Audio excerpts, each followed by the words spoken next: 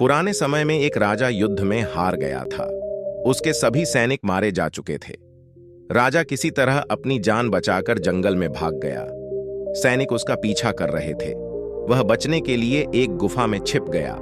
सैनिक राजा को जंगल में खोजते खोजते उस गुफा तक पहुंच गए। गुफा के अंदर राजा को ढूंढा, लेकिन सैनिक उसे ढूंढ नहीं सके। बाहर आकर सैनिकों ने बड़े बड़े पत्थरों से गुफा बंद कर दी। गुफा बहुत गहरी थी।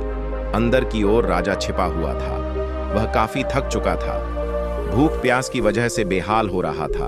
उसके शरीर में ताकत भी नहीं बची थी। शत्रु सैनिक गुफा बंद करके वहां से चले गए तो राजा अंदर बैठा बैठा सोच रहा था कि अब तो उसका जीवन खत्म हो गया। वह गुफा से कभी बाहर नहीं निकल पाएगा। राजा निराश हो चुका था। तभी उसे मां की एक बात याद आई। उसकी मां कहती थी कि कुछ तो कर, यूं ही मत मर। ये बात याद आते ही राजा में फिर से ऊर्जा आ गई। उसने सोचा कि कोशिश किए बिना हार नहीं मानना चाहिए। राजा गुफा के द्वार से पत्थरों को हटाने का काम शुरू कर दिया। कड़ी मेहनत के बाद राजा ने बड़े बड़े पत्थर खिसका दिए। किसी तरह राजा ने बाहर निकलने की थोड़ी सी जगह बना ली थी।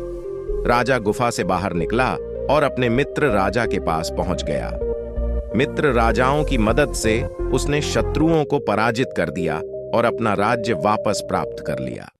इस कथा की सीख यही है कि हमें सफलता मिलने तक हार नहीं मानना चाहिए। जिस पल हम हार मान लेते हैं, उसी समय असफल हो जाते हैं। अगर आपको हमारी स्टोरी अच्छी लगी हो तो अपने फ्रेंड्स के साथ भी शेयर कीजिए और कमेंट में बताएं कि कैसी लगी आपको ये स्टोरी।